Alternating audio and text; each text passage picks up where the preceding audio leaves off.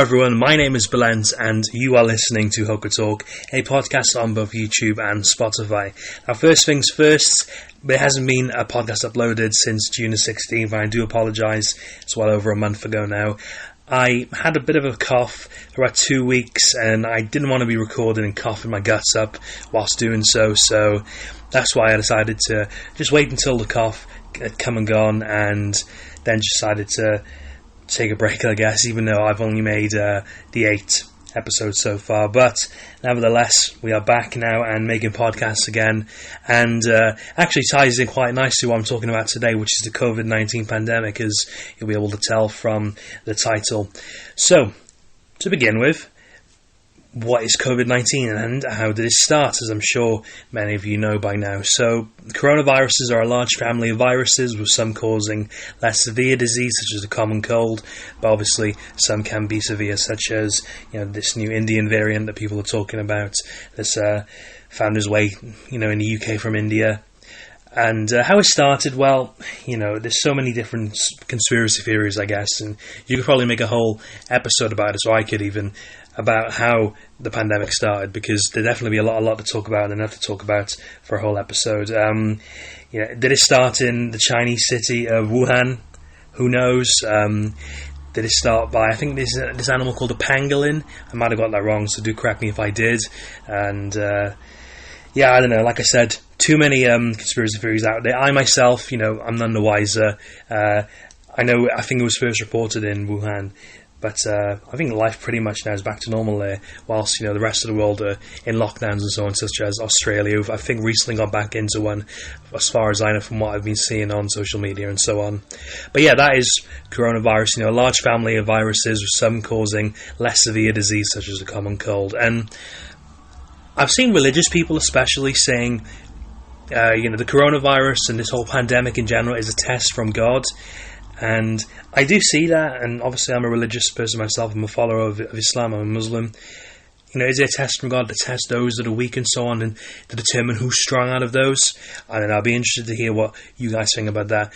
Leave a comment in the comment section below. But yeah, is it a test from God? Is He testing us to try and separate us, the weak, the strong?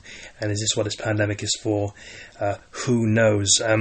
As of the time of recording this, is July the 19th, if you're listening, on the Monday, the number of deaths worldwide because of COVID-19 is 4.1 million deaths. 191.3 million cases, although 174.2 million people have recovered from it, which is obviously great, and 12.9 million active cases as of now. And that is actually why, I had that cough for 2 weeks or however long it was. I took a PCR test myself and was worried, what if I have COVID, and the people I've seen in work and so on, they'll all have to stay home. So I took a test. Wasn't the most pleasant experience there is, having to, put whatever they call it, like the stick. It's not called a stick, but you know what I mean. The back of your tonsils and up your nose. Luckily, like I said, it came back positive. Positive, even negative. No, it's not good if it comes back positive. Come back negative, and that was a relief off my shoulder, because I was worried about that. Did I have it? Because it was a continuous cough. I was coughing quite badly, especially when I was on a bus going to work. I probably shouldn't have been going to work, but now that it came back negative, all is good and not positive. And I'll go into more about this later, but as of the time of recording, the US has the most cases, so 34.9 million, I do believe, over 624,000 deaths. 29.3 million, though, have recovered, and they currently have 4.9 million active cases. So out of the 12.9 million in the world right now, 4.9 million is in the US, although I've seen fans going back to the NBA Finals, Phoenix and Milwaukee, no masks and so on, no social distancing, but it is what it is. I guess it's up to them. But wherever I go, still wear masks, and I'm masking. And I know that in Wales, at least, I think August the 7th, restrictions are being lifted. I know that's in England today, and I'll get onto that again later. But yeah, well, what am I trying to say? Yeah, I'll get onto that later. That's what I'm trying to say. So, the UK not closing borders, and this is something I wanted to talk about, and I have a whole list in front of me as I'm recording this. I think we wouldn't have had it so bad in the UK in Wales, Scotland, England, Northern Ireland, should the borders have been closed and nobody allowed in, nobody allowed out, like Australia did to begin with. And that's why, I think, they're back in a lockdown now, like I said, but that's what we should have done to control the number of cases, to stop variants coming in. I mean, they might have done anyway, regardless of whether you close the borders or not. But as far as I'm concerned, and okay, it might be controversial, but countries with female leaders have handled things better. I think, is it Australia's leader or New Zealand's leader? Is it Jacinda Ardern, I think her name is? She's done a great job throughout this pandemic. And fair play to her, and the male leaders especially should take note from her and pick up an idea or two of what to do. So hats off to her. You're probably not listening, Jacinda, but I respect you, respect how you've dealt with everything. And like I say, in general, countries with female leaders have handled things better, and you can't really argue against that and say that they haven't. And now back onto the UK. With decisions and so on being made, they're not really gonna be good ones that help people when you have people like Matt Hancock in government. Now, obviously, he's since resigned and is long gone. I'm sure we've all seen the news and seen the pictures and whatever. He cheated on his wife. He's breached COVID-19 social distancing restrictions on multiple occasions. So I think shaking this guy's hand, he stood right next to him. Was it in the Houses of Parliament or the House of Commons? Either two, it doesn't matter. But and obviously the Sun, or whoever it was, there was a camera in his office or something, took pictures of him cheating on his wife with a woman that he hired, which is funny. Not that I condone cheating at all, but he's long gone now, and he's been replaced by Sajid Javid. I think that's how you pronounce his name. I do apologise if I said it wrong, but he's probably not listening, especially what he's got on his plate right now. Boris Johnson, the Prime Minister, who, I may have seen the article the BBC News published, or one of the news outlets, in January, riding his bicycle 7 miles from home. And it kind of just feels like one rule for one and another rule for another, if that makes sense. So, these politicians, Hancock, Johnson, can do as they please. So, they were saying, the government, if you're going to go and exercise, and it was the same for Wales to begin with, don't go further, like 4 or 5 miles from home. Boris Johnson went on a bike ride 7 miles from home. And obviously got away with it because he's the Prime Minister. He was always going to, no matter what he does, he will. Labour called him out, and then others did as well. And I'm doing that right now. Not that obviously it's going to make any difference, but like I said, it feels like one rule for another, one for another, and it's not really fair. That's now, is it? I'd be curious to think again what you guys have to say about it. And now masks. As I've already mentioned, I see a lot of people get out on the bus and coming into shops. I work in retail for now anyway. You're able to buy exempt lanyards on eBay, and I see it's only people with, I'm exempt because I've got a hidden disability and so on, which is fair enough, but the fact that you can buy them on eBay, it makes me think, and it makes me wonder how out of all of the people that wear them actually need them, or did you just buy it on eBay? Because, if you buy on eBay and wear it, I could do it, and nobody would be none the wiser. Okay, people who knew me would say, well, you haven't got a hidden disability and so on, why are you wearing one? But to the general population and so on, or the general public, they'd be none the wiser. And, I don't know. It is annoying, I guess. Obviously, you can't... some people might, but I'm not the one to go and say, oh, where's your mask? But to be fair to some customers, if they have forgotten a mask, they'll come in and say, oh, can I have a disposable one? And I'll give them one without touching it, obviously. But I'm not the one to say I'll put a mask on, because I don't want any confrontation or any drama. I guess it's up to the individual, but I myself, if I'm walking through the street and so on, even if I'm by myself, I will be wearing a mask. If I'm out with a friend, my friend's not wearing one, I won't, which maybe is a bit contradictory, but you could buy exempt lanyards on eBay, which kind of says it all. So, like I said, it makes you think, it makes you wonder, doesn't it? How many people actually wearing them do actually need them? And I guess that goes on to vaccines now.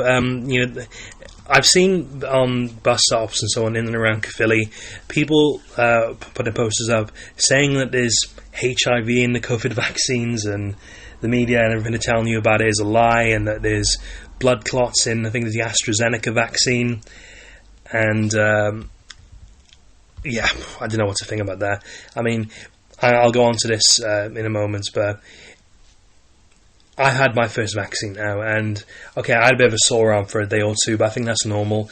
After I had it, and I think they say it for everyone. I went to Newbridge, and they said, like, sit down for however many minutes. If you're feeling unwell, then come and tell one of us.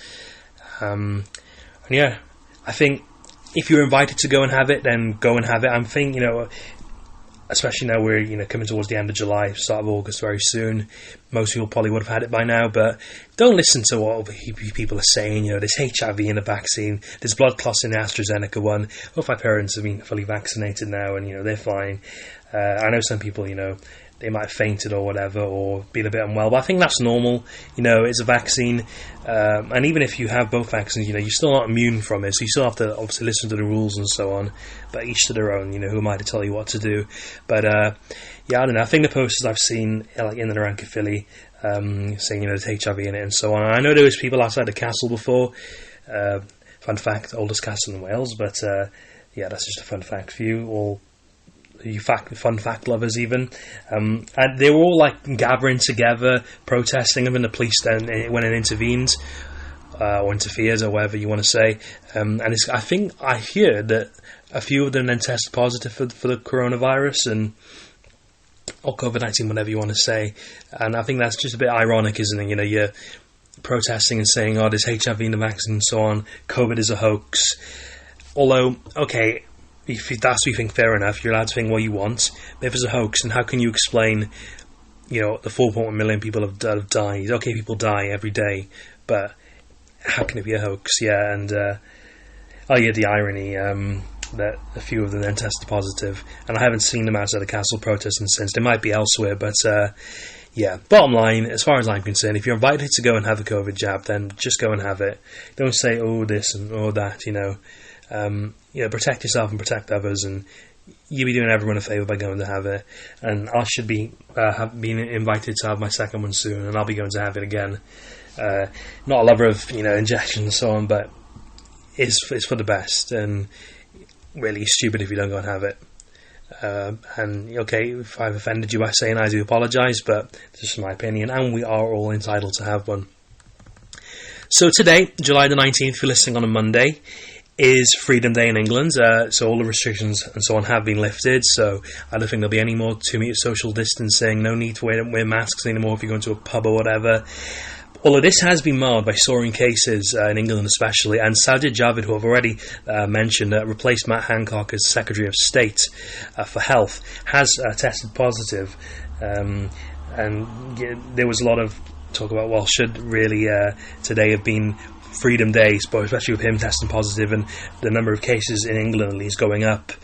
Yeah, funny one that is. I think, obviously he's at home now, self-isolated until whenever he doesn't need to anymore, until he returns a negative test. But yeah, I'd be interested to hear what you think, especially if you're living in England. How are you feeling about today? Are you still going to be wearing a mask if you're going out? Because there's no saying you're not allowed to. You can if you want to. Although I imagine most people probably aren't going to. But yeah, each to their own, like I said. But yeah, marred by soaring cases, and obviously Sajid Javid, the Secretary of State for Health, testing positive, kind of mars the whole day. Freedom Days is being labelled.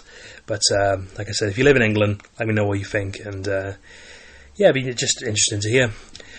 So, as I've done before, whenever I've been talking about something like the COVID-19 and so on, I've done it before with quotes. I just wanted to share some quotes with you, and just to hear what you think, really, as I was doing some research about it. So I've got 3, like normal. The first one is by a Malaysian-born British journalist.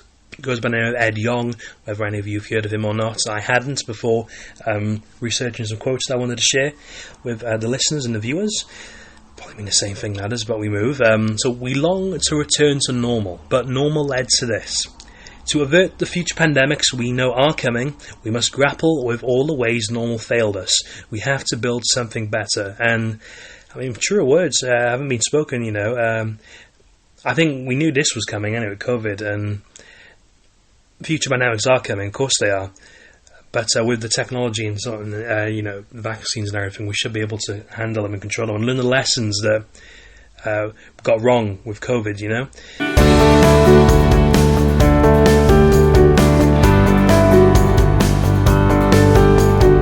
and I'm looking forward to going back to the stadium. I think they're only letting about 10,000 fans in at the moment, so I think that's fair enough. You can pack out the stadium, not now yet anyway.